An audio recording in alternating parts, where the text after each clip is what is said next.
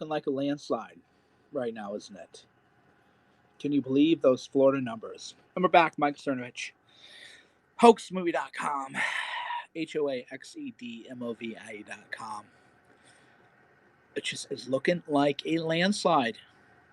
Hard to believe. I don't know if you've been following along, following the old numeros, but Trump is leading the Hispanic vote in Florida.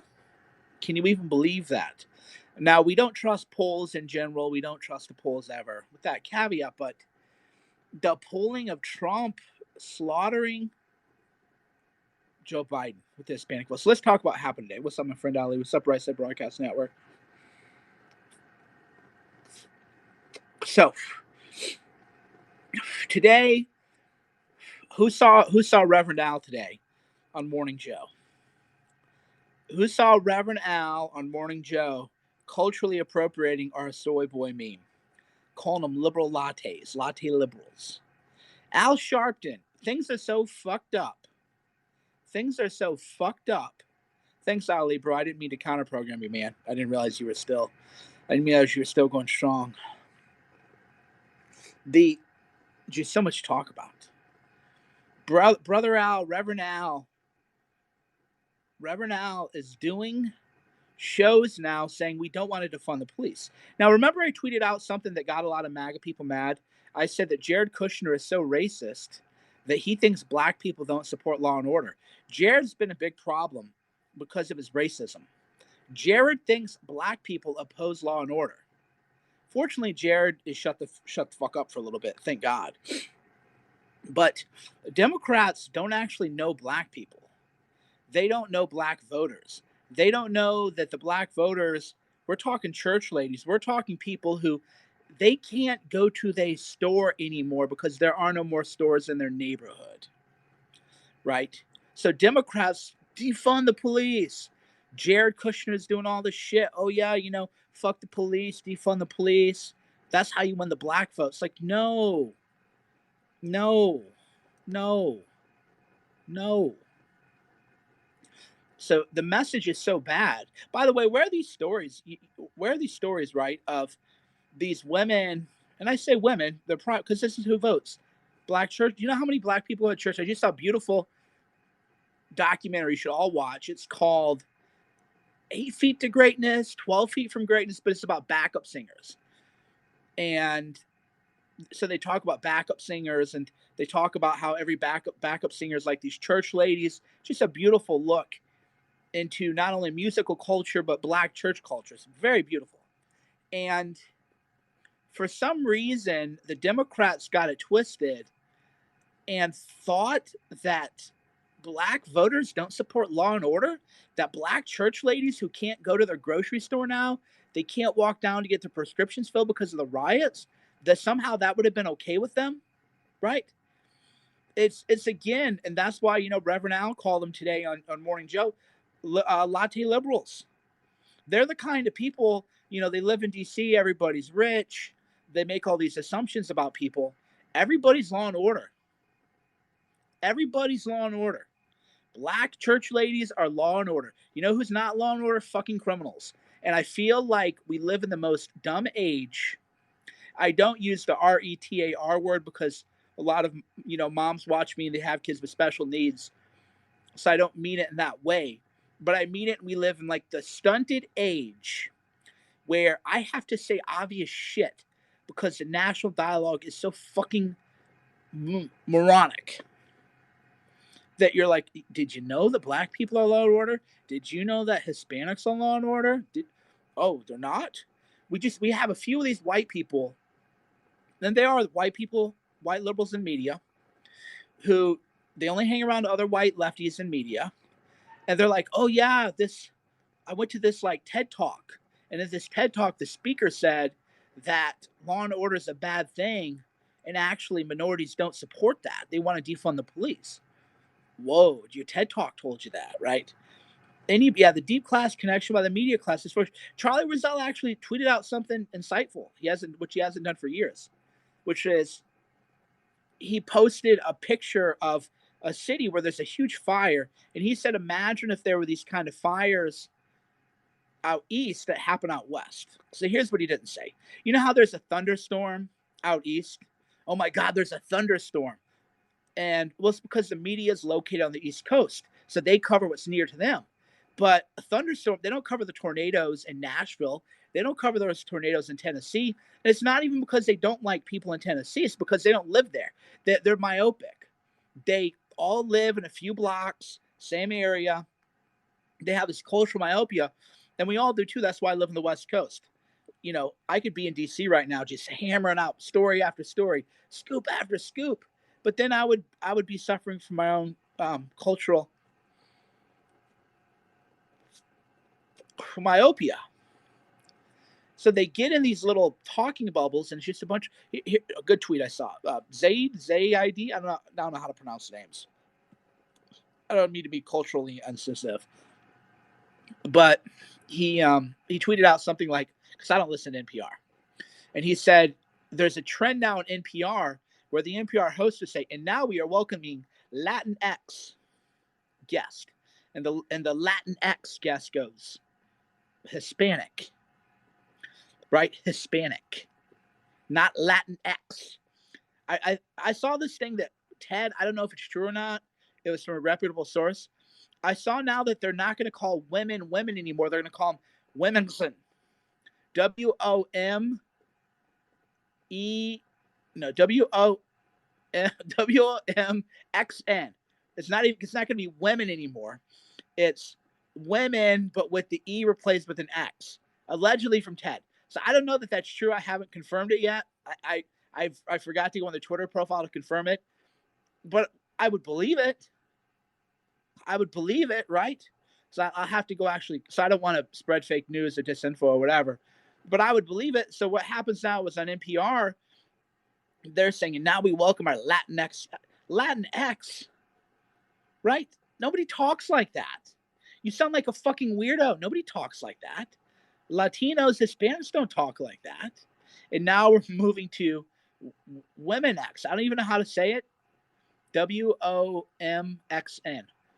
Wixen? Bro, I can't even keep up with this shit anymore. But that's the whole point. That's why they're leading their candidates astray, because this is a trend that we've talked about before. Happened to Hillary Clinton. Boomers are obsessed with young people. You know when I tell people under 25 and they try to tell me something? You know what I tell them? I say, go to the gym and read some books, bro. I don't care what you have to say. Come talk to me when you're in your 30s.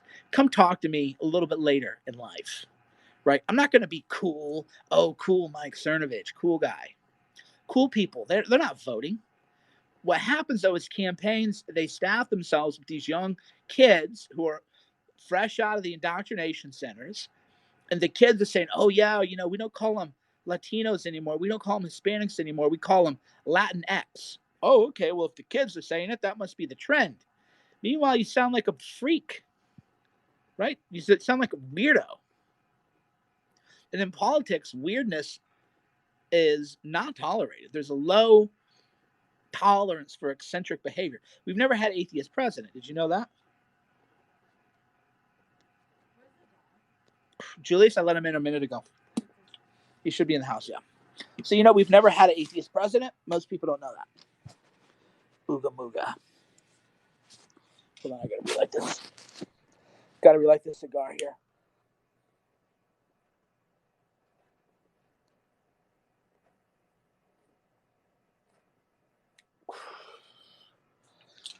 And again, I saw this speech. For me, the turning point for me was with Hillary Clinton when she gave that speech about the alt-right, the Pepe speech.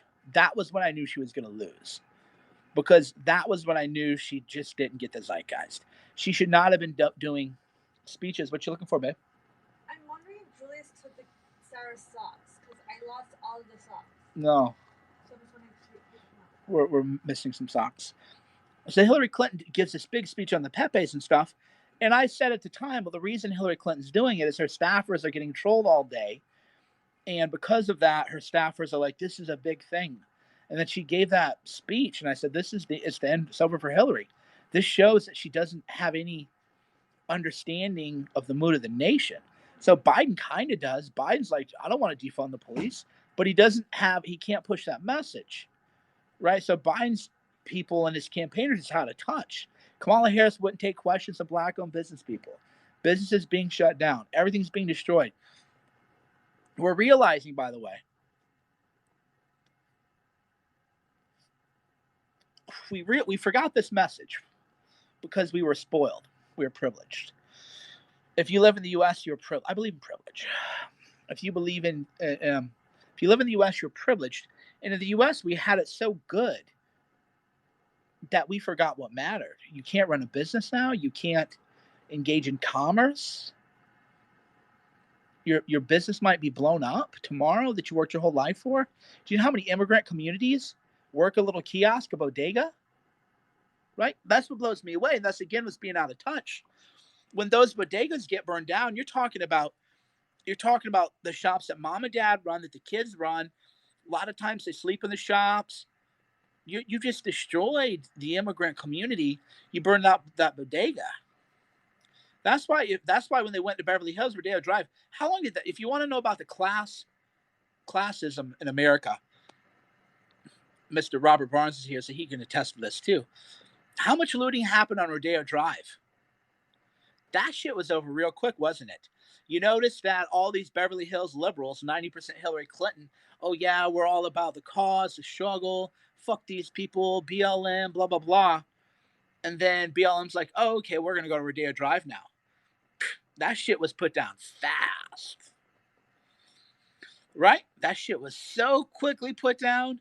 So what was happening now was working class immigrant communities, working class Latino communities, working class black communities have either lost their businesses or they've lost places to go to business. Here's what we take for granted.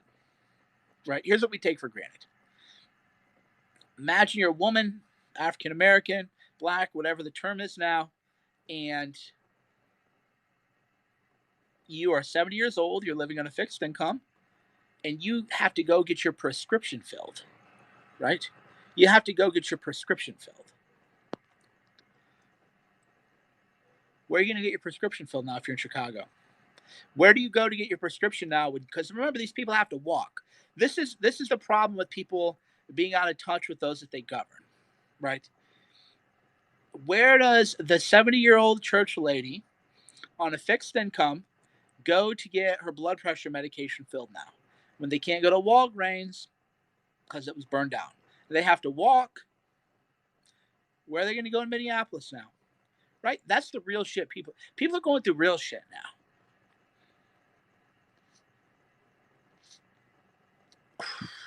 And elites don't care, but they should have cared enough to win an election.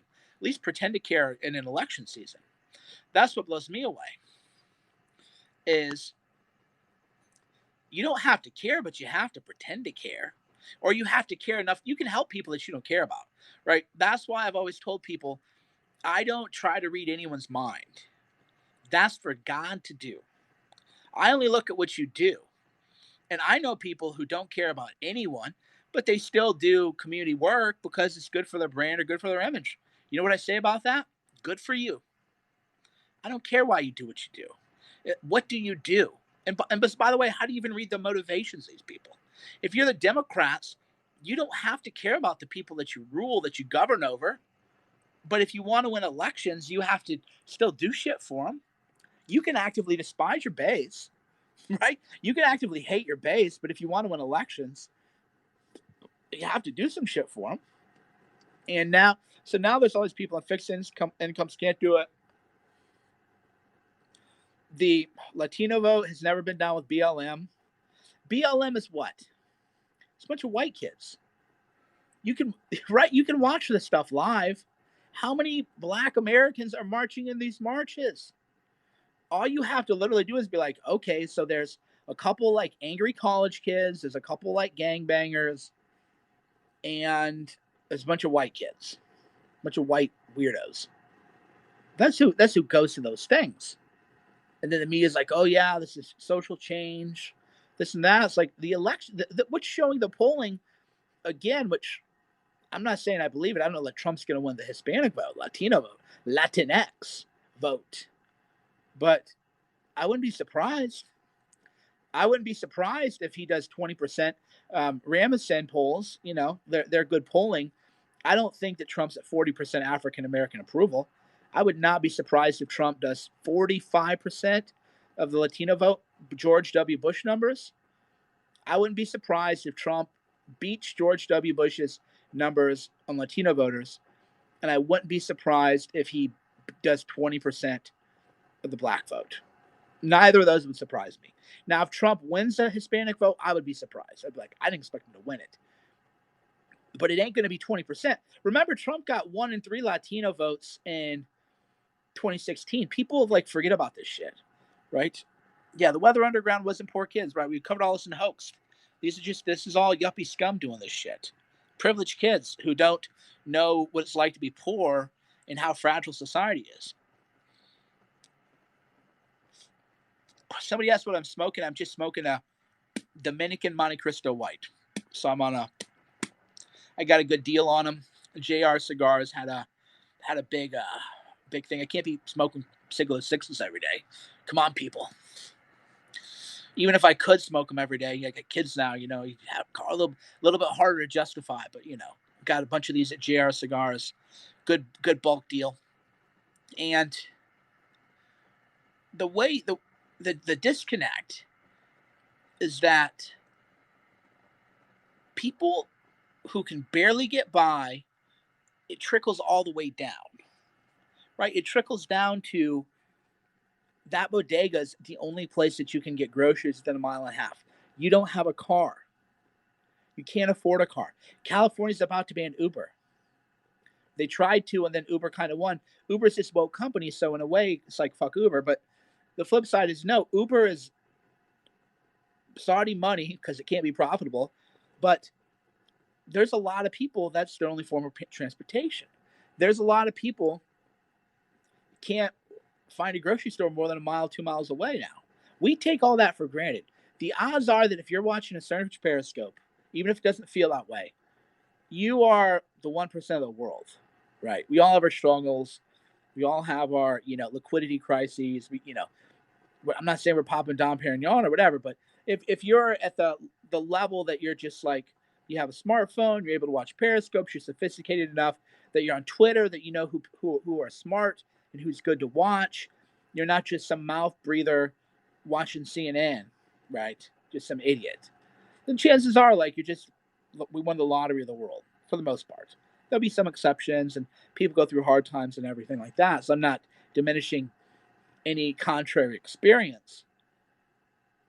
So, but for most of us, though, we don't get it. What's it like? You can't get your diabetes medication filled. You can't get your high blood pressure medication filled. You can't go to a Walgreens. Now people shop at Walgreens, right? Think about that. Seriously, think about that. In a lot of black communities, you have a bodega usually run by new first generation immigrants. This is a reality. I'll probably get canceled for saying this for the 100th time. But if you've actually been in these neighborhoods, you have a bodega run by first generation immigrant family, and there's 8 people working because the margins aren't high enough that you can hire staff. So it's either dad working, mom working, the kids working, the child's labor in the back, and all this stuff, because the margins at these bodegas aren't high enough that you can hire staff or just go vacation all the time. So you're busting your ass and you're working 80 hours a week, 90 hours a week, and you're the only source of food for people in your neighborhood. So boom, you're gone. So now people can't even shop anymore, because it isn't like people in these communities, oh, do I go to Sprouts or Whole Foods, or do I order my food from Uber Fresh or wherever? Do I get Uber Eats? This is just not the realities people live in. I'll see reporters be like, oh yeah, I just ordered McDonald's and Uber Eats. Now, I'm not mad at that. I'm not criticizing that. But you don't realize you're just on another tier from most people who vote, right? You're just in a completely different tier. So you now destroyed family livelihood of immigrant business. You've destroyed the source of food or medication for people who live in that neighborhood. For who? For white liberals. Right. That's why that's why I was saying from the beginning the whole thing was stupid for the media to lean into.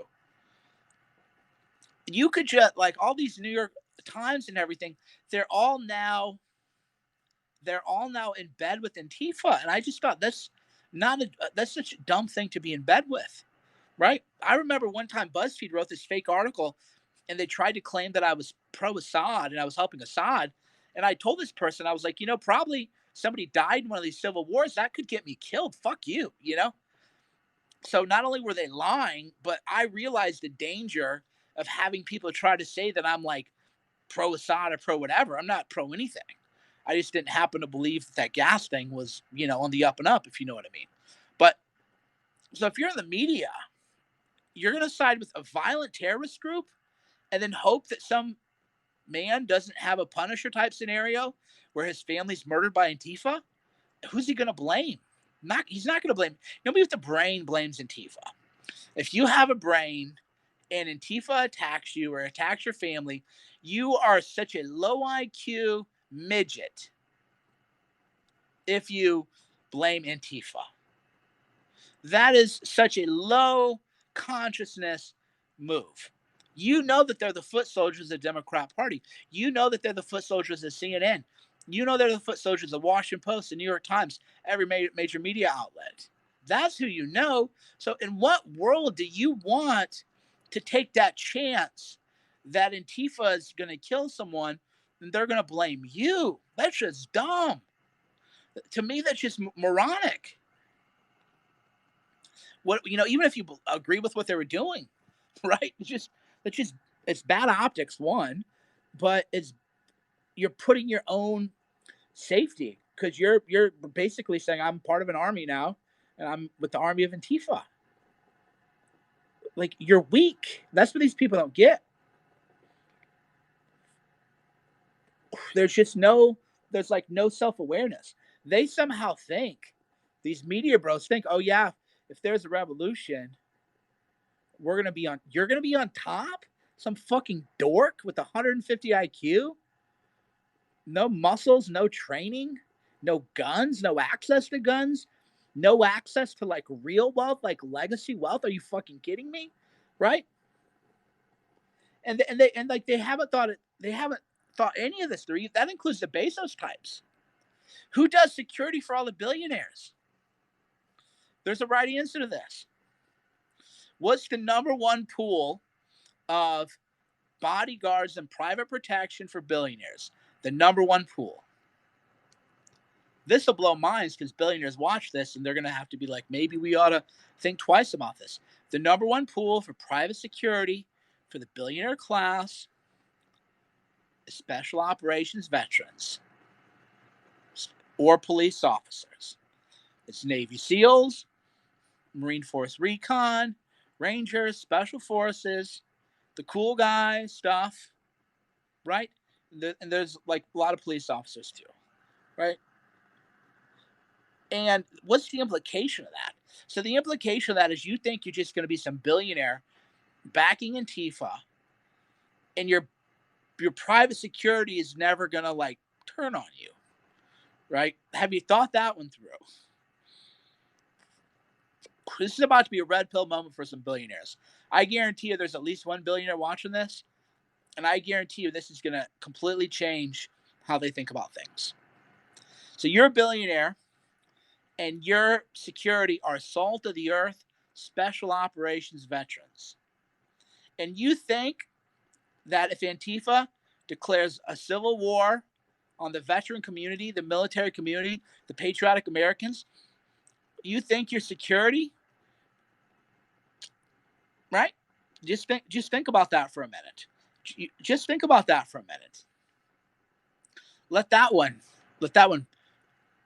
simmer in the crock pot. So nobody's thought this stuff through, because I can tell you we've thought it through. I can tell you that we've thought all this stuff through. How many text messages? How many text messages would it take for every major billionaire to just not have security? How many text messages? 2, 3?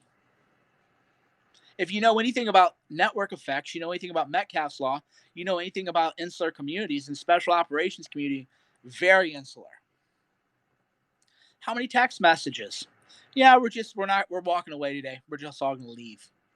We saw what happened in Atlanta when we did the blue flu. Remember that? The Atlanta police just said we're not going to answer calls, and then all the surrounding police departments said we're not going to respond for help. So we see how this happens. So billionaires, they don't have like magic security. They have human beings for security. So how many texts would just be like, yeah, this, fuck these people. Think about that. I thought about it. I guarantee I'm not the only person who's thought about that. So even the billionaires who are playing with fire haven't really thought this through. What happens if a private security just decides not to show up? You know, they just decide, yeah, we don't want to work for you anymore. The 10,000, 20,000 a month we're making, it's just not worth it anymore. Peace out. Who are they going to hire then in security? That's how quick all this stuff unravels. That's what people who don't have any kind of wider understanding about human psychology, mass psychology. I understand this is fragile. That's why I held Rally Against Political Violence. This shit is fragile. I always tell someone, read The Accountant Story, the true account of Pablo Escobar, or watch Narcos. Just watch Narcos if you don't want to read the book. Narcos is great too. It's true to the book in many ways. We just take it for granted that political assassination does not happen. And I'm glad that it doesn't happen here, but we just think, oh, yeah, it's just not going to happen here. Rwanda, read about the Rwandan genocide. We take all this for granted. And in the event of social upheaval and unrest, do you think I'm afraid? Do I look afraid for myself? No, for what happens when the devil is unleashed, we should all fear for that moment. And that's, again, this predicament that we're in where the strong are trying to prevent the weak from tearing apart society. The strong are saying, please stop, right? It's like you're at the dog park or something, and the little dog is biting this big dog, and the big dog's like, please quit. Please quit biting me. And then the little dog thinks he's winning. He keeps biting. The dog's like, please, like, just leave me alone. And the big dog's running behind his owner. Please, what's happening? And then the big dog, one bite, and it's over. So these people, these goons, these Antifa people, the billionaires funding it, the media people who are a part of it and endorse it and support it, they're like, oh yeah, we got these guys afraid. Cerno's afraid. It's like, bro, I'm afraid for you. I'm not afraid for me. But that's in their warped little minds. They think that we're the ones afraid because we're trying to keep the peace, because we're the ones trying to make things work, because we're the ones trying to engage in honest elections, because we're the ones, we all know if Trump lost in a big convincing way, we'd complain about it and that's it. Right? We all know this. But now every media article is now, Mark Zuckerberg did this. This is a mistake of Zuckerberg. Zuckerberg is saying, oh, we need to get people conditioned to believe that the elections might be undecided on election night. Boy, that came about fast, didn't it? We went from the summer of Joe Biden is 10 points ahead. He's going to win by a landslide. The summer of love, of Chaz. We went from Trump's going to get crushed. Biden's so far ahead, it's not, why even bother with the election? It's over. To, whoa, hey, people, chill. Just, we're not going to know who's going to win. To Hillary Clinton saying, don't concede. To John Podesta saying we're wargaming things out. To Mark Zuckerberg now saying we have to treat the media, or we and the rest of the media have to condition the public to accept that they won't know the winner on election night. They're telling us they're going to cheat. That's not how, right? They're telling us right now that they're going to cheat.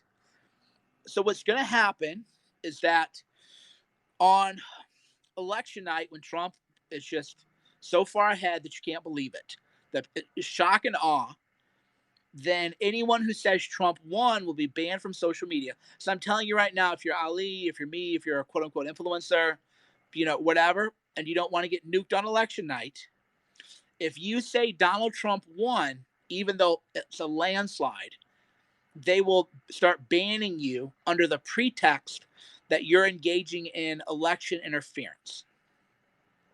That's the plan, right? That. Sarah shoved in her purse. Oh, how funny! Mystery solved. Mystery of the lost socks. So, ooh, I kind of like this red effect. Ooh, I don't know what just happened with the flame going, but this is a vibe. I think we need to have more of this red light. So what'll happen is they'll just start nuking accounts who question the official narrative. They'll steal the election. Then there's going to be a problem, right? Because they're telling. That's the thing. They're telling us. People who think, because I think Trump is going to win in a landslide now. I didn't think that 2 months ago, right? But it changed. Trump got his stride back. He quit listening to Jared. Now, when Trump wins, I don't think we're going to be happy with the result. I think the base will get kicked aside again, right? So that's why I'm not like, go Trump, go Trump. At this point, I just want Trump to win because it has to be a humiliating defeat for the far left. We just have to crush them. Trump's just our instrument. I think Trump is going to completely betray the base once he wins, and the base is going to be so mad and betrayed, and it's just going to be a mess, right? But we just can't let these terrorists win. We can't let the domestic terrorists win. That's how I feel. I feel like I have to do this for my country. I feel like we have to elect this guy who I'm so tired of and so sick of.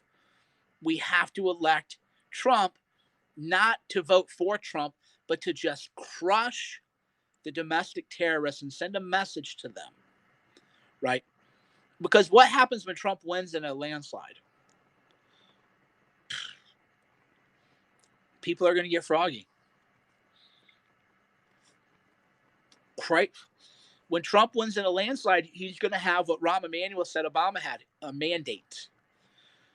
The landslide is going to be such a crushing victory that Trump's going to have a mandate, and there's just going to be no tolerance for Antifa. He sends out DHS. Go cry yourself to sleep, Rand Paul. Nobody cares. Nobody wants to hear libertarian quotes about essential freedom for security. Nobody will care. Everyone will be like, fuck you, Rand Paul. And I like Rand Paul. I respect the man immensely. But I'm already at fuck you, Rand Paul, and your libertarianism. Because you needed the police. You needed the police, bro. So you can just shut the fuck up and ensure that everyone else gets the same amount of police protection that you as a senator gets. The libertarian shit, we're all over it. The country's over it. So Trump wins in a landslide. Antifa riots. Will any of us even care what happens? That shit will be over in 2 nights. Maybe 1 night. Ben Sass, Romney, nobody's going to care. It's just going to be a mandate. And that shit's just going to be put down. Just a reality. Because I'll tell you, as a civil libertarian, what last little civil libertarianism I had went away when I saw DHS coming out in vans and just taking people away and putting them in vans. A year ago, I would have been incensed. I can't believe this is happening in my country. These people are terrorists that are allowed to roam free and terrorize and now murder, in the case of Portland, murder people. And they can literally murder people because the district attorneys and the governors and the mayors let them. So I'm not like, okay, I don't have a problem with that. People are like, where are your principles? My principles are that we live in a federalist system. And just like the military had to escort black students to integrated schools, the military is now needed to handle the business that mayors are refusing to do because they support the terrorism and the murders and the attacks. So it's going to be a mandate. People won't even people won't even get it. The media, they're going to panic, and you know what everyone's going to say? Fuck you. It will be the greatest collective fuck you of all time in world history. That's the thing. I don't know if you heard that Jeff Zucker interview or the CNN leaks with Jeff Zucker and Michael Cohen, and Jeff Zucker says you can't win a national election without CNN. That was true before Trump. That's not true anymore. That's what it showed, and a lot of people didn't learn the lesson of 2016. The lesson of 2016 was how many votes does Glenn Beck move? 0. Dana Loesch, 0. Thomas Sowell, 0. Rich Lowry, 0. Jonah Goldberg, 0. David Frum, 0. Bill Kristol, 0. 0. And there never should have been, those people never should have been allowed back in the tribe. They never should have been allowed. It's like you went against us and you don't even move votes. So you're not even useful politically, right? I can ally with people who bring votes. Like, well, if you bring votes, you got to make compromises. That's politics. Ted Kennedy was a master of this kind of deal. You got to work with people who can bring votes. But you're just like, you people don't bring any votes. Why in the world do we want you back in the tent? You can't move an election. Mike Cernovich can move an election. Mike Cernovich can create blue flu in Atlanta, right? So why in the world does Mike Cernovich care what these other conservative Inc. people are saying? It's like they don't even move. They all hated the guy, right? So when Trump wins again in November, but again, it's not going to be easy. It's going to be a mess with all this. They're telling us again they're going to cheat. That would just tell the media, look, you don't have any power. We don't care. That's again too why the media shifted from writing hit pieces on people to getting people banned from social media, right? Because it used to be the media would write a hit piece on you, and that was kind of the end of the road for you. Because people believe the media. So if they read something bad about you or saw something bad about you on CNN, they'd say, this guy is bad news. I'm going to stay away from this guy. I can't do it. And then what happened is the opposite. So not only did the hit pieces stop landing, but then people took it as a sign of honor, like, oh, this guy must be good if CNN is attacking him. And then that's why they all started crying to social media companies. That's their only power now. But Trump wins. Zuckerberg, what's he going to do? Hope that there's not an antitrust into Facebook now? There might be one on Google. By that point, it's just pure power. So Trump wins again. Then they're going to do what? It's a mandate. But again, that's what they're trying to fight against, because the tech companies and everybody knows they're going to have a good under Biden. They'll loot the country again. Everything will be good. Blah blah blah. But a Trump win is a mandate, and then hopefully Trump does what he didn't do in 2016, what he should have done, or 2017 when he took power, which was, hey, I took power. I'm not going to fire anybody for a hit piece. I'm not even going to answer you people. I'm not even going to do these briefings. You're just irrelevant. There was never, and that's because of Trump's boomer insecurities and everything like that. There was never this like reckoning where he said, I won, you all went against me, you don't have the power, I have the power, and I'm going to use the power. Right? That never happened in his own mind. Trump never thought, ironically, a lot of MAGA people disagree, but you're wrong. Trump never thought like a winner. He was still, maybe I can win him over. Maybe I can get him to like me. Maybe I can change now.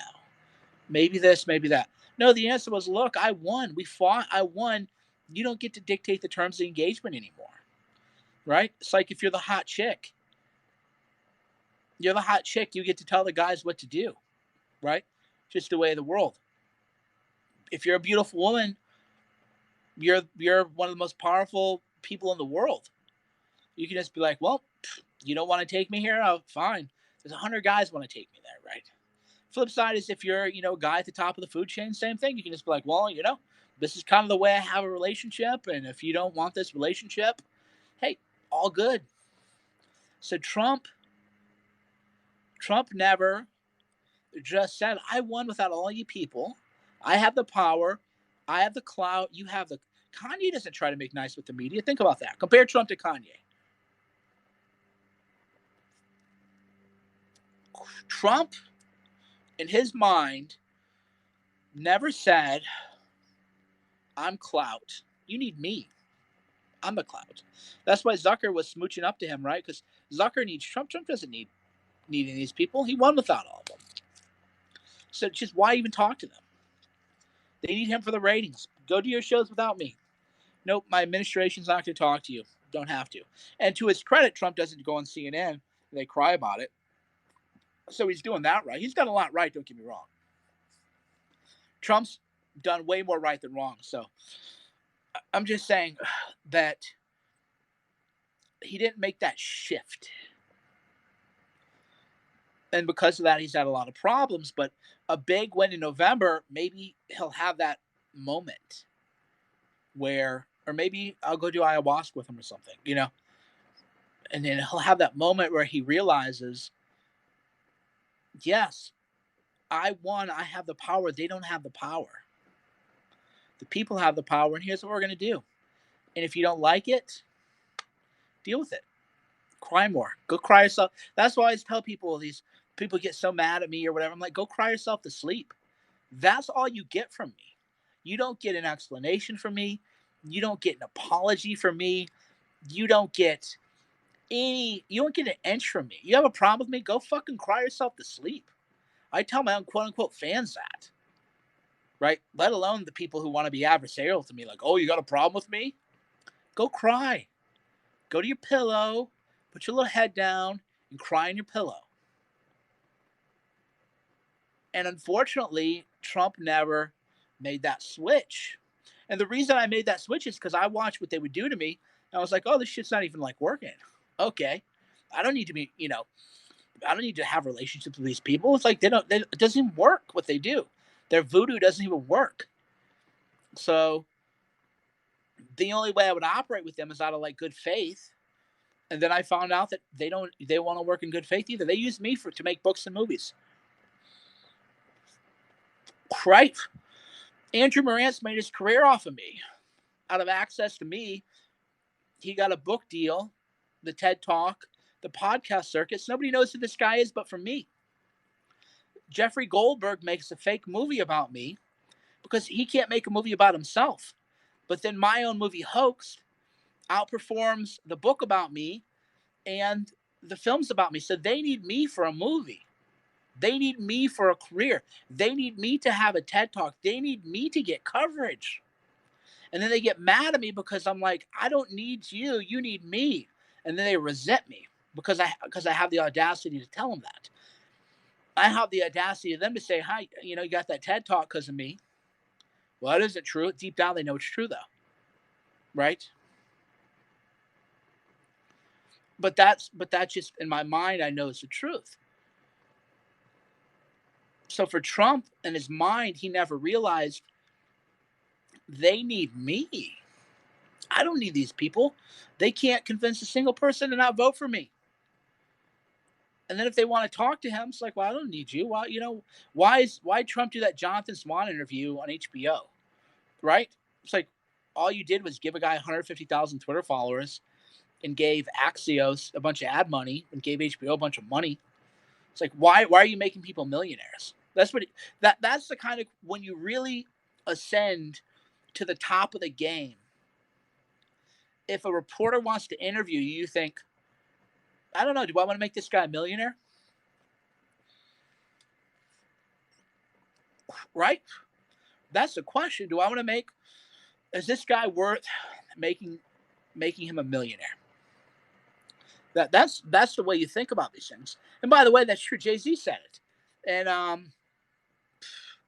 I can't remember which song, but there's a lyric in there it's 10, 15 years ago, but the equivalent was like, you want to use my image to make money. You need me to make money. Jay-Z doesn't need them to make money. Kanye doesn't need these people to make money. Trump doesn't need these people for anything. Not winning influence, not winning votes. Once you have that realization, you think, do I want to make this guy a millionaire?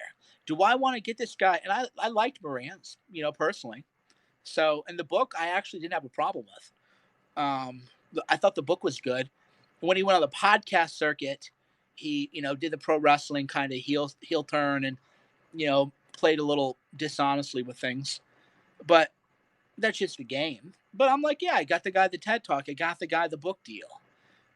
I like the guy. Did him, but I'm just like, I did him a favor. I did a nice thing for him. And that's how to think about these issues.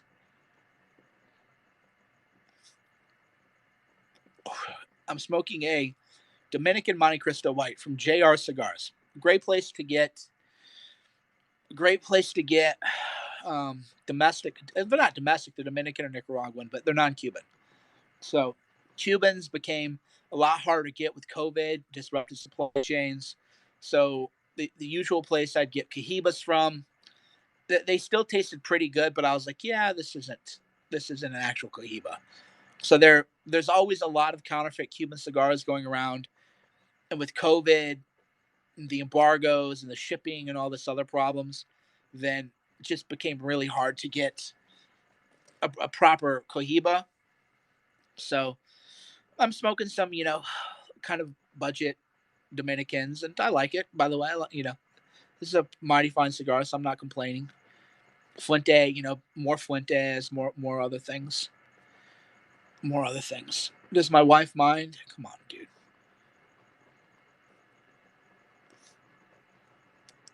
That question shows you have a lot of things in your life to fix, right? One of the great lines Al Sharpton said. You ever seen the movie Good Hair, Chris Rock? Beautiful movie, by the way. I didn't know any of this stuff about hair and other things, but by the way, I was with Ali one time, and somebody asked to touch his hair. But tell me, Black Americans don't have a different experience than other people, you know. But there was a scene where Chris Rock asked Al Sharpton, do you let your wife or girlfriend or whatever touch your, or does she let you touch her hair? And he said, the question is, do I let her touch my hair? Right? Yeah. So when I was with Ali, we were in New York, and by the way, the guy who did this was a good guy. He was one of us. It was like for him, like unconscious. He was just like drawn to the hair and was like, "Can I touch your hair?" And I'm sitting here like, "What the fuck did I just see?" And I could tell that Ali got a little, mad, which I can't blame him or whatever. I'm definitely not judging his reaction, but I was like, "What the fuck did I just watch right there? Like, did this really happen?" And so I was like, "Hey, bro, that's not really cool. What? I'm not trying to make this like a thing, but but yeah, that was a moment. That was a moment in time, as they say. And that probably is why I'm sensitive to a lot of, I think, issues in a way that even most Democrats and media aren't. Because when you actually hang out with people who are black, especially black guys, you see that they are treated a different way. So you don't do the whole like boomer conservative thing. There's no racism in America. There's no this. Like, I mean, I said people have a different experience, right? And I've known this just because I've always had a lot of friends like that, and you see, yeah, they do. They have a little bit of a different experience, and it doesn't mean America's a white supremacist nation. It just means that people, like, for example, my wife's Persian. When I take her home, like my family's like, "Oh wow, she's like really exotic." Not a racist connotation at all. But these are just, my family's just very white. We're like white bread Americana. And to them, it's not like they love her. They think she's great. But you don't see a lot of Persians in rural Illinois. right? You just don't see it. And then so then the left, they try to like spin it all up, but then the boomer conservatives act like that doesn't happen. They just act like black men in America don't have a different experience than kind of clean cut white guys. And they just do. And then they're like, well, what about, and then that's what, but, and then they get uncomfortable and they're like, what about black on black crime? And I was like, we're not talking about that. We're just talking about shit that like I've seen, you know, personally seen. So like, why the fuck are you going into like black gang violence in Chicago as a deflection? And I think that's what drives a lot of people nuts. It drives a lot of people away from conservatives because they can't just be like, yeah, that's a good point. Never realized that, you know. It's just like that for like if you're an atheist in a Christian community, you're going to be treated a little bit differently. You're going to be seen as kind of a little different. It doesn't mean they always necessarily hate you or whatever, but they can't even like get there, right? And so we had all these like revealing moments where reporters were like in bed with me, and they would like awkwardly. I've told this before, I think so. I don't mean to be a boomer and repeat myself 100 times, but some of you are new here. But when reporters would embed with me at like my mindset shit, they'd be like, "So, couldn't help but notice," but they don't know how to bridge the conversation. I was like, "Oh yeah, you're wondering why there's something like black guys here, right?"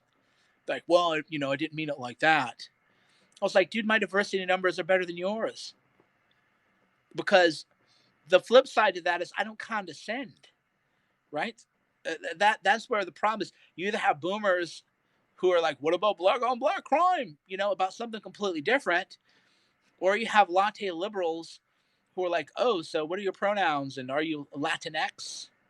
What shall I call you? Right? You're just like, how about you just treat people like human beings and recognize that people do have different experiences and engage with people like on that level, right? Just on that level of mutual respect.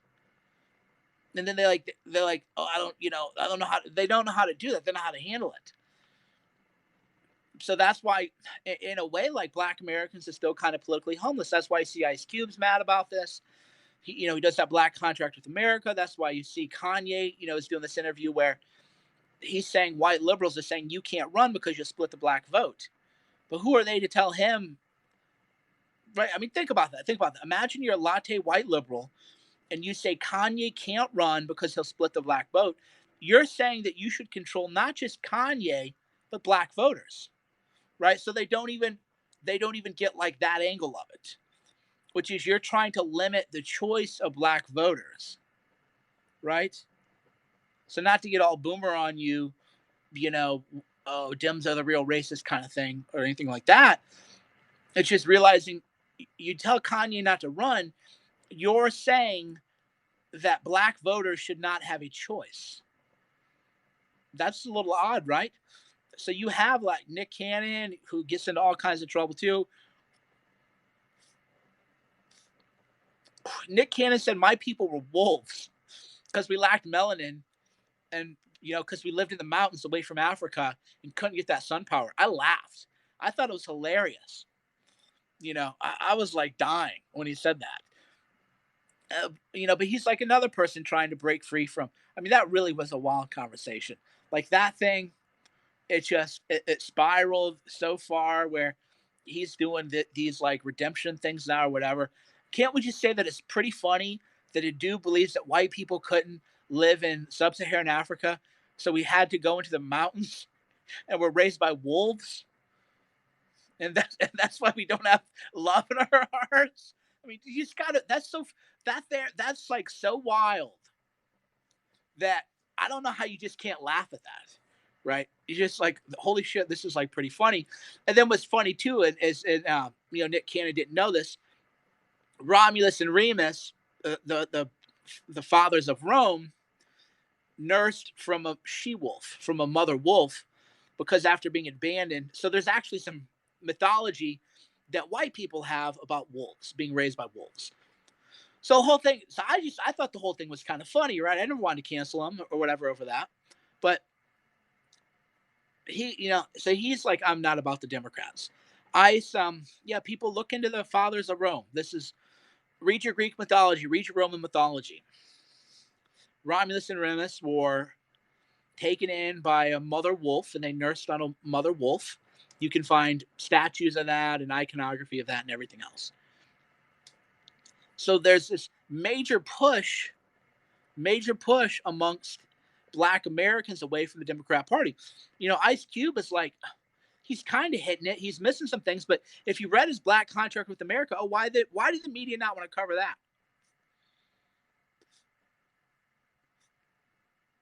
Because in Ice Cube's Black Contract with America, or Contract with Black America, he mentioned white America, but he mentioned Black America too. He said we have to respect ourselves too. We have to respect each other. That's not the message Don Lemon wants. That's not the message CNN wants. Because when you have a message like that, you take away the talking points.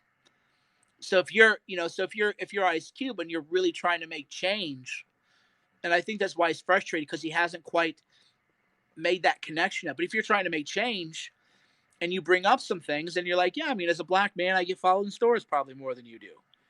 And then somebody's like, well, yeah, that's because of the crime rates. And you're like, no, I mean, we know that, we know there's crime rates and we need to talk about this too. But I'm just telling you that, like, this is my experience as a human being. This is an experience of every Black man in America. Can we talk about that too? You're now clearing the table of everybody who doesn't want to engage in good faith, because you're like, hey man, I know that's on the list to talk about too. Like, we're going to talk about that. See, it's right here. See on this right here. We're going to talk about that. And then there's all these other things that we're going to. It's not a lie. I mean, that's what blows me away. Is like, it's just not a lie. I've told this story a bunch of times before, which is that in college, I was with four of my friends, Black guys. One of them had a booty call. I was like, hey, bro, just take my car and drive and go see her. They just laughed. The room exploded with laughter. And I was like, what are you talking about? Just drive my car. And they're like, CERN, man, you don't know anything, do you? I was like, what? So I'm like, I don't understand it. Because they were hysterically laughing. Not in a condescending way, but it was just like I told the greatest joke in the world. And they're like, dude, if I get pulled over in your car, I'm going to jail. I was like, well, just have them call me or something. They're like, oh my God, man. You're just, you're not connecting from A to B. And, when I tell stories like that, that's just to them, that was just the most laughable, naive thing that you ever could have said. But in my mind, I'm just like, I don't even get it, just they can call me, dude, not a big deal. And there's and that's because, that they know that would happen. So then I have conservatives try to mansplain to me and be like, what? Nothing ever happens like that. I'm like, dude, I've seen it happen to my friends. I didn't read some book. I didn't read some book. I didn't read a critical race theory book and then conclude these things. I live with people. I had roommates like this. I had friends like this all throughout college, friends like this now. I see people touch Allie's hair, or at least ask to touch his hair. So when you see these things, then you're like, yeah, I mean, we're open to a conversation on some of this stuff. Doesn't mean we believe it. It doesn't mean that stuff's not overhyped. It doesn't mean that police shooting statistics aren't overhyped and white people don't get killed too, and et cetera, but just means we can have a convo. We can talk. And the way it is now, Ice Cube, and that's why you can tell Ice Cube's mad.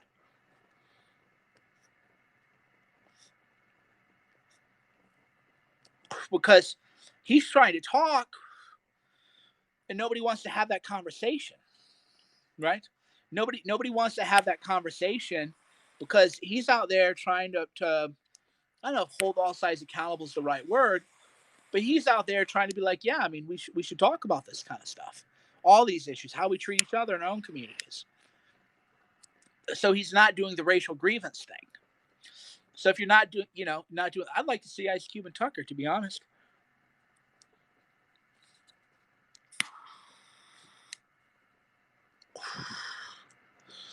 Right. So now somebody's like, I'm white. Women ask to touch my hair. So you always got to make it about you too. Right.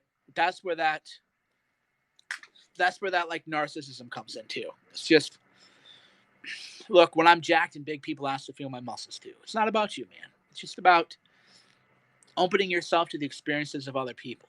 Doesn't mean you have to fully embrace all aspects of it. So Ice Cube is getting shut out because he's trying to have a real convo. So I would like to see Ice Cube and Tucker, right? Real panels. That's what you'd be. There's all this talk about the intellectual dark web and this and that and all that, but that's all again. There's still not real. It's other white people talking to white people. I'm so tired of white people talking to white people about race, or white people and then the approved black guest that they can talk about race. Right? I'm just so tired. It's so boring to me. At least Candace Owens and that Cardi B thing was fun. You know, for whatever people want to say about that. At least it was funny. So it's such a boring. And by the way, another thing I do too, it's fun. If you ever want to have a red pill moment, scroll down the timelines of 10 white journalists and ask yourself, how far do you have to scroll before they've retweeted black person? Right? How far do you have to scroll? You scroll my timeline, not that hard. That's because, again, it's all fake. They're trying to keep people divided on class issues. They're trying to keep people divided for their own ratings and for their own mischief and for their own demonic purposes. When all you got to be is like, okay, I mean, I could name some people you should be retweeting and you're not, right? There's this bunch of people you could be and you're not. Why not? If all this stuff matters so much. So it's white people are tweeting other white people about racism, or it's the approved person who has the approved message. The approved message is just, again, just nasty and confrontational and lacking nuance.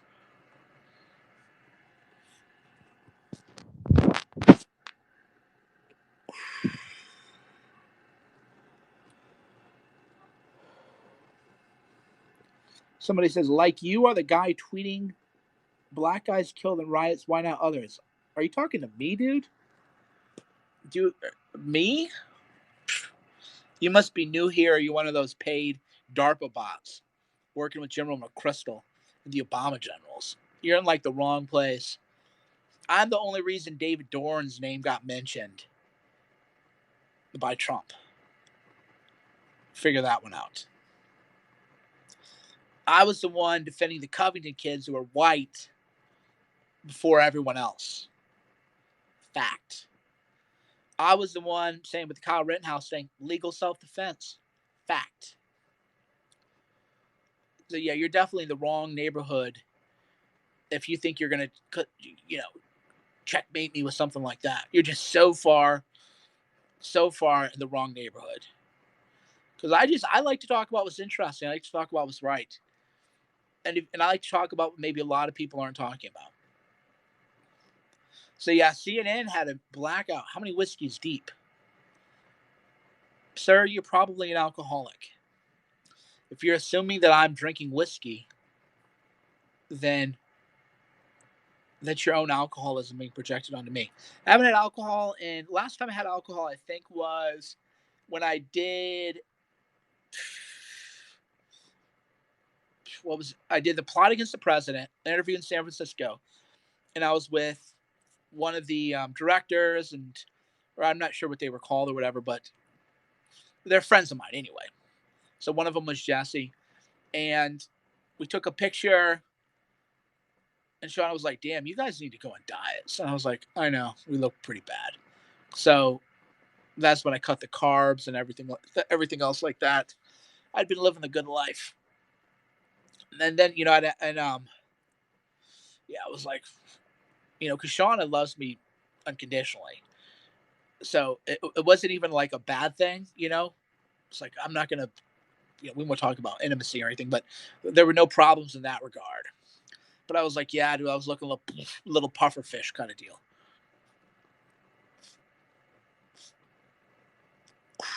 kind of like the pufferfish thing. And then when I was on ayahuasca journey too, um, I just lost my taste for it, which is kind of a bummer because I love wine. I love the taste of it. I don't get drunk. I mean, think about it. Ali can Robert's been with me. Ali has. Nobody's ever seen me drunk because I didn't have that kind of relationship with alcohol. But I enjoy the aesthetics, the taste, everything that you're supposed to enjoy about alcohol. I love. Right. Definitely love. And I lost my taste for it. So I think that the ayahuasca, because ayahuasca is as a mother or a grandmother, you'll understand that when you if you ever do anything with plant medicine, there's a more masculine plant medicine and then there's more feminine kind of plant medicine. And the medicine wants what's best for you.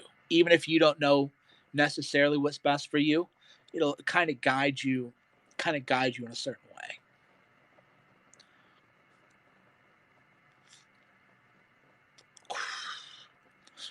Yeah, I'm not here to tell people to drink or not drink. Either way, I'm just telling you that personally, I don't get drunk, hadn't been drunk for years, like, because for me, I'm a target. That's just like, train me, but just having a taste for it doesn't mean I won't drink it again or anything like that. Because now what'll happen is people see me with a glass of wine a month from now. Oh, I thought you gave up drinking. It's like, where did I say that? Where did I say like I quote unquote quit drinking? Right? People are like, oh, you said you quit drinking, but now you're drinking now. It's like, okay, that's not actually what I said. So you deal with a lot of that. You would be a mess if you drank, dude. Me, I drank plenty. What I noticed though, even when I'm not drinking and I'd be tweeting, people would say, you must be drunk. Because I have less inhibition than other people. So most people need to drink to become uninhibited. But for me, I'm just, I don't want to say I'm naturally uninhibited because it's an acquired skill.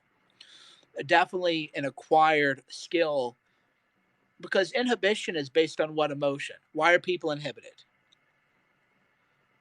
People are inhibited because they're afraid. People are inhibited because they're afraid of rejection. People are inhibited because they're afraid to say what they want. People are inhibited because they're afraid the other person will reject them. People are inhibited because they don't want to admit what they want in their own heart, because then they would have to face the prospect of failure. So for me, just through training to overcome my fear responses, I become less inhibited than most people, and then I say things that most people would never say. Dude, you are losing me rambling. I used to appreciate ramblings, now not so much. Well, your consciousness probably has just declined a little bit. So I'm going to do you a favor and block you so that because you don't have the self-control to not be here. So I just did that man or woman, whoever it was, a favor because that person didn't have the self-control to leave a room that he didn't feel like was giving him value anymore. That's why when I block people, I don't do it maliciously. I block people with love and to help people. Because if you are here and you don't get value out of this, you don't find it a nice conversation, then you should just leave. But maybe you don't have the self control to leave. And if you don't have the self control to leave, then I'm going to life coach you and mentor you by removing you from the Cerno world. That's why I block people say mean things to me. Just like you're not hurting my feelings, but you don't want to be here, but you don't have the self control to do it yourself. So I'm going to do it for you. I'm just helping you out here. Who's this? Cyra's out here. Cyra might be making a cameo. Someone says, I don't know anyone to pass the cal for a bar exam. Well, I wouldn't drink alcohol before taking a bar exam, that's for sure. But that's a little different than drinking a little wine, winding down a little bit, a little different. I'm so glad you periscopes. Wish you a 3 hour podcast. Maybe.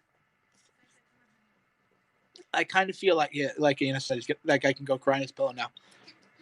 I feel, I feel like I talk when I have something to say, and I noticed that when I did a lot of stuff with Alex, this is why I don't do much with Alex, is not because of any kind of personal beef, but when you have to do 3 hours every day, you'll sometimes say things that aren't true to your heart to kind of fill time. You know what I'm saying? So if I did 3 hours a day every day, then I would say things that weren't true to me because I would be like, oh, we got 15 minutes and I feel like I've said everything I had to say. But I got to say something to fill this time. And then you go back and you realize that wasn't authentic to me. That wasn't authentic to my heart. It wasn't authentic to my message.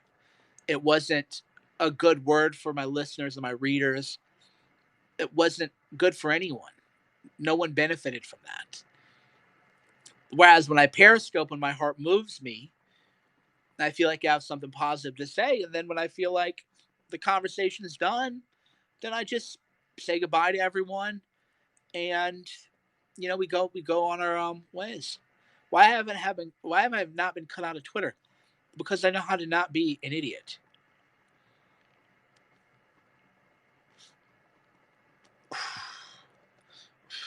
That's the biggest reason is I know an idiot maybe is the wrong word, but I know that when people try to start arguments with me on the internet, that they're trying to get me banned. So I just block them.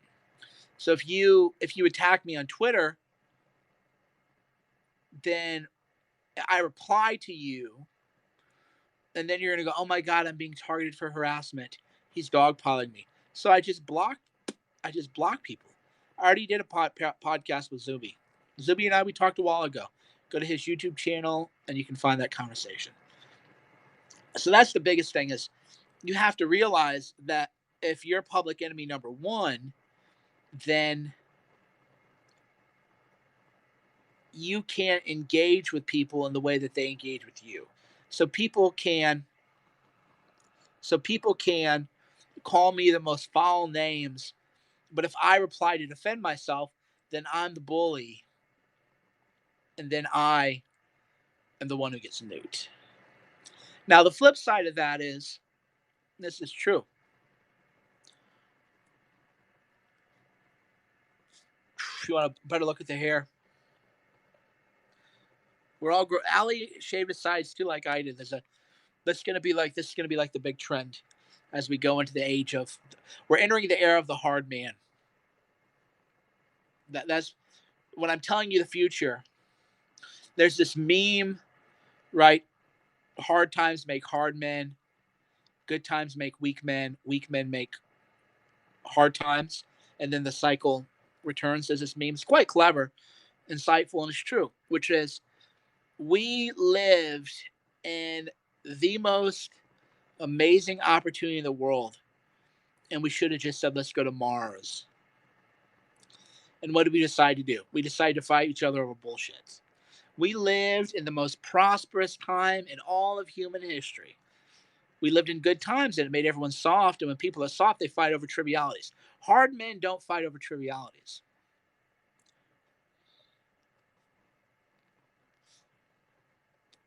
Right? I love people like read Curtis Yarvin stuff. I talk to Curtis Yarvin. I can text Curtis right now. Right? That's that mansplaining kind of little gamma male thing that you need to do. Go read someone. Oh, go read someone that I can just go text right now. Right? How about you don't make assumptions and be a little cat boy, a little kitty cat boy? Meow. You think you're lying, you're a kitty cat. How's that? So entering now. We're entering now the era of tar times. Is there anything I'm not good at? A lot of things. I only talk about what I'm good at. There's a life tip for you, right? There's a life tip for you. You don't hear me talk about sports ever. If you ask me who's the greatest basketball player of all time, I'd be like Michael Jordan, or something. I don't know. I think he is, but I don't know. If you start pulling out stats with Kobe or LeBron or whatever, I don't know, dude. I'm not going to get in the weeds on that stuff. That's like the trick is I don't have to talk about everything. I don't have to argue about everything. I don't have to have an opinion on everything. But what I do talk about are subjects that I know well. And that's what you should do. You lean into what you're good at. You lean into what you're good at. I know that Michael Jordan's the greatest sports propagandist of all time. I say that because as a filmmaker, I watched The Last Dance with Shauna, and she didn't know who won the games, and she's like, "Oh my God, are the Bulls going to win this season?"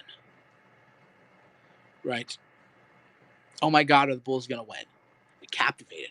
So Michael Jordan is the greatest sports propagandist of all time, because if you watch The Last Dance, you will come away from that believing that Michael Jordan is not just the greatest basketball player of all time, but he's the greatest competitor of all time.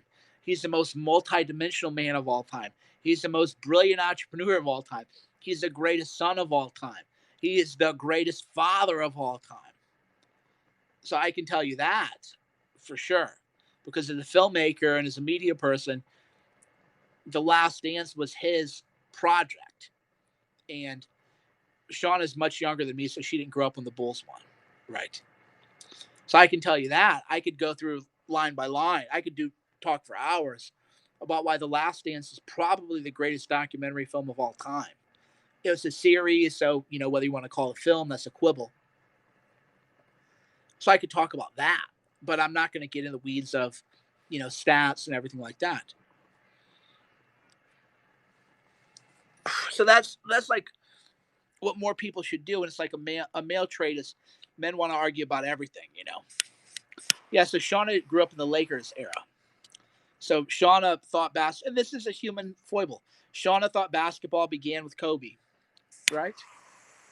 Because why? That's their generation. How would she know? Nobody goes back and watch. Not nobody, but people don't go back and watch all the old games, right? So if you're in your early 30s, you think basketball like began with Kobe and LeBron, and you're like, wait, who's this Michael Jordan guy that I keep hearing so much about? And then you watch The Last Dance, and you go, holy shit! Now somebody's calling the NBA bullshit. That's a very ignorant thing. When you watch The Last Dance and you hear them talk about plays, physical IQ, sports IQ, you could develop a different appreciation for the game. Right? You're just like, holy shit! There's just a different. They call it basketball IQ, right? So you can not like the NBA because it's politicized, which is I'm happy to see the NBA fail now because they want to become a political organization. Then, like, but to say it's bullshit is of course absurd. I'm glad to see them fail because they want to choose sides and side with the far left and side with domestic terrorism. So whatever, but that's completely different. Different subject. So the Last Dance was just the best documentary I think of all time. Play Landslide by Fleetwood Mac. No, but the Billy Corgan version, Fleetwood Mac is good. Have you heard the Billy Corgan Smashing Pumpkins cover of Landslide? That's a good one. That's an amazing one. Did I play sports? Yeah, I mean I did a lot of physical stuff here and there. Never at like a high level though. Not like a haunting and beautiful. Not like a high level though. What's the reasons? Well, what you learn is that pro athletes are in the culture too, so they're just being brainwashed and indoctrinated like everyone else. But there's a basketball player, pro player, who follows me on Twitter, and he tore his ACL. So a lot of people were glad. He's a pro player. I'm not going to say his name, but then he had a knee injury, and then people were glad that he has a knee injury because he follows me on Twitter. It was like retweeted me. So I'm influencing NBA players in my own way, pro athletes in my own way, but most pro athletes are they're plugged into that media mind, and that's part of the generation too. Most people under 30, most people under 30 are left wing or far left, right? Like we've lost that generation for now. Doesn't mean it won't change. If the polling numbers in Florida are to believed, then it could just be that there's going to be a major switch of Hispanic vote to America First populism. Not a lot of people saw that coming. So it doesn't mean that it won't change, but right now, like we've lost the future. If you, because me, I prefer looking to the future as much as anything and help you find the future. But like we've lost the future. The future is far left. Now, the flip side to that is there's going to be a counter reaction. That counter reaction is maybe going to steer people a different way. But as of right now, the future belongs to the left. There's no other way to see it. So if most pro athletes are young, then most pro athletes are going to be far left wing people. And there's occasionally Jason Whitlock. There's occasionally, that's where BLM went too far as they attacked the nuclear family, which is why Don Lemon shut down Terry Crews. Terry Crews tried to go on CNN and said, well, the Black Lives Matter website, they talk about all this other stuff, and then Don Lemon filibustered him. Because attacking nuclear families is a great way to lose pro athletes because pro athletes are fathers. But they don't know that because they're not immersed in this world. If you told them, hey, actually, like the far left doesn't want you to be able to be around your kids. They don't want you to be able to raise your kids. They don't believe in black fatherhood. There'd be a different result, but that message isn't happening. Instead, what happens? People like Laura Ingraham say, shut up and dribble. I was against that. Remember, I was against that from day one. I don't have to pander to these people. That's the beauty of me being canceled, is that I don't have to pretend to be like, oh, I really like Laura Ingraham. I thought when she said shut up and dribble, I thought what a nasty fucking thing to say. And then I thought, Laura, you're not even that smart, dude. Could Laura Ingraham hang with me?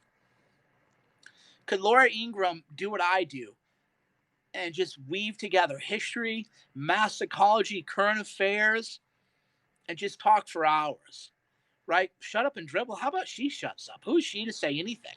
But that's the flip side. So how can you be mad that NBA players are brainwashed when you think Laura Ingraham could hang with me? Get real. There's not a person in the world who thinks that if we didn't go into deep waters, what would happen to her is what happened to Scott Pelley and happened to 60 Minutes. And that's why you never see me on TV. Because I went on 60 Minutes and did what no one else had ever done. And not just in the history of 60 Minutes, but in the history of media.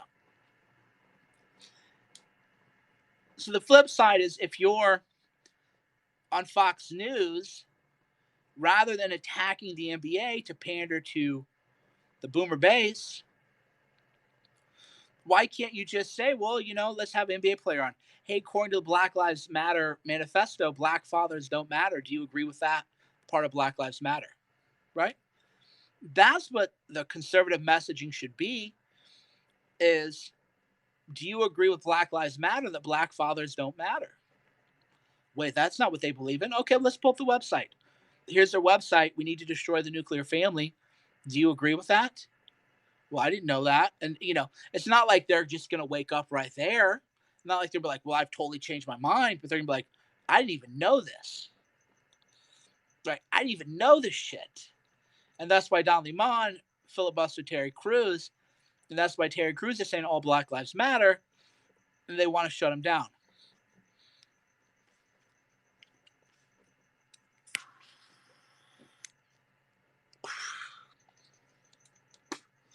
So that's why I say, politically, to be a black American is to be homeless. Right?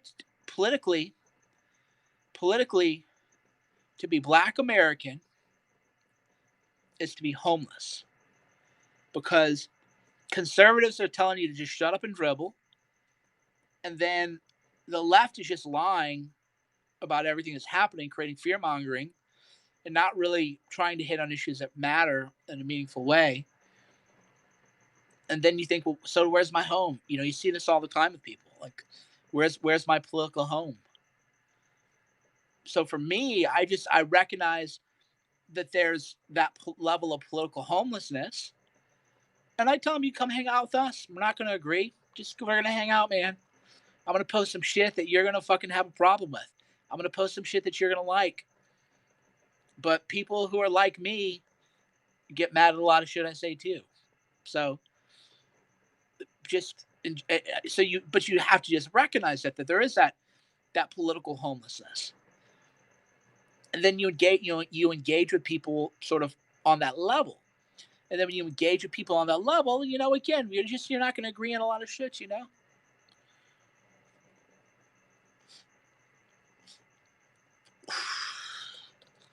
And if people want to criticize LeBron James or whatever, it's one thing to criticize a person for what they say. It's another thing to just say shut up and dribble. Right? That's condescending. It's nasty. It doesn't move the conversation forward. Cigars running down. It doesn't move the conversation forward. And then, frankly, the people who say those things aren't that deep anyhow. That's what here's what I always say. This is kind of my litmus test for how I evaluate media. You know how I evaluate political media people, and that's why the boomers who watch me get triggered when I say this, because they don't have a model. I say, how many people with a blue check mark, or with a show on Fox or CNN or MSNBC, how many of them could do a book podcast where they take a book, and then they talk about the book and what it means to them, and about these other books that they've read, and the way they felt, the way they were moved, and just go anywhere deep, right? That's the test that I have for people in media. That's how I evaluate them, is how many could do that? A few could, not many, right? Not many. Alex can, you know. Alex certainly can. So there are a few people who can, but the idea is that depth of character, that depth of experience, that depth of knowledge, where you're not just talking about current affairs, but you're contextualizing what is happening today with what has happened before, and then directionally where we're headed, right? That's that's kind of how I evaluate people who can really, like I said, it's called like deep waters. When's the last time you read a book and you cried? That's the question I would ask these people. When's the last time you read a book and you were just moved to tears? Right? That's what I care about. Your poetry, your soul, what you feel in your heart. When's the last you're just so moved, you're just overwhelmed by what you read, that your heart cried out. That's what I care about. Not glib talking points, superficial talking points,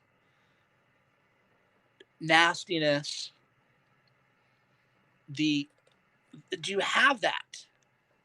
How many people have that? Right? Certainly not a lot of people in media, and that's why most media stuff doesn't really like. I don't watch the news. People assume that I'm sitting here watching the news all day, and it's like I don't watch the news because nobody goes into deep waters. Jesse Waters is good. Yes, I mean Greg Gutfeld's good, Tucker's good. So I'm not, don't create drama and ask me about, do you like that guy or do you like that guy? But I don't I don't want people to assume that I'm like watching the news. And I just can't think of anything more boring to do. Other than like I watch the Tucker highlight clips, but I don't watch Tucker, right? When I know there's gonna be like a good segment, then I'll watch that segment. But I'm just not trying to, hear the people's superficial takes, because to understand what's happening, you have to have a sense of history. You have to have a sense of directionally where we're like moving forward. You have to have spirit. Yeah, I mean Trump is, you know, Case in case in point, I even tweeted out, somebody asked me today, like, why doesn't Trump talk about things the way I talk about them, or the way that Ali talks about them, right? Or the way other people talk about these issues. Well, a few people, and the answer is because Trump's not a deep person. Trump has good instincts. Trump makes when he trusts his instincts, makes the right choices. What like Ali Alexander said today, that Trump today when he was on made everyone else look like a street performer, right? So Trump at his best, when he's really in touch with his instincts and his heart, is something that we'll probably never see in my life. Maybe once again in my lifetime, right? Maybe we'll see it once more in my lifetime. But that's not the kind of thing. That's you call him a generational talent, 10 years, 20 years, 30, 40 years kind of deal. But that's all instinct for Trump. That isn't that Trump sat down and did the reading, right? There's an expression that I've used that I probably picked up from someone else. It's called, have you done the reading? Where you've done the reading, you've read the books, you've thought about these issues, and then Joe Rogan used to be like that until marijuana overtook his entire life. And that's unfortunate to see somebody fall prey to drug addiction in that way. But yeah, he had that in his early days before, he just wanted to get high all the time. And that's where you can tell. But if you haven't done the reading, then you don't know who's not done the reading. You don't know like who's faking. You don't know who's deep, who's glib, who's superficial, who's really thought about these kind of issues. So I mean, in a way, like Rand Paul, for example, not to pick on Rand Paul because I respect him. So it's kind of a weird thing. It's oftentimes you criticize people you respect because people that you don't respect, you don't even think worthy of talking about. So how often do you hear me talk about Chris Cuomo, other than when Tucker totally sat him down? Because I don't think Chris Cuomo is worthy of respect or really worthy of thinking about much, whereas Rand Paul is. But Rand Paul says something like, when DHS went into Portland, well, we can't surrender freedom for security. And you're like, well, yeah, but if Rand Paul had done the reading, Rand Paul would have said that in our federalism system of government, law enforcement is a local issue, but when law enforcement doesn't do their jobs because they're deliberately conspiring with the criminals, that's actually when you bring the feds in. That's the exceptional case. That's why you needed to bring in DHS to Portland, because the local politicians were conspiring with the criminal element. So you're not actually surrendering freedom. You're not surrendering federalism. You're not surrendering anything. That's the way the system's supposed to work. So when black kids had the right to go to schools that were white, and local DAs would let you beat up Emmett Hill, Emmett Hill gets beat to death, and nothing's going to happen. That's when the feds go in. So there's actually, if you've done the reading and you've thought about these issues, you read Rand Paul's tweet and you think, that what a glib, superficial, basic bitch take on the way our dual sovereign system works and the way that we have this synergy between state and federal government. Like, have you even thought about these issues with any kind of depth? Because if you had, you could just communicate the issue the way I did, which was that as a rule, you shouldn't send in the feds. But when state government is conspired with the criminal element, then you have to send in the feds, because you don't have actual law. You have lawlessness. You have a conspiracy between the criminals and the people who are supposed to arrest the criminals and charge the criminals. Right? I mean, that's just the right answer to this. And if you've actually read these things, if you've read the books, you've done the reading, you realize, no, I mean, that was a textbook case. All right, friends, my phone's about to die. Thanks for watching. Mike Cernovich, Cernovich.com. Be sure to watch, if you haven't already, Hoaxed movie. HoaxedMovie.com. Phone's dying. Thanks for hanging out. Talk soon.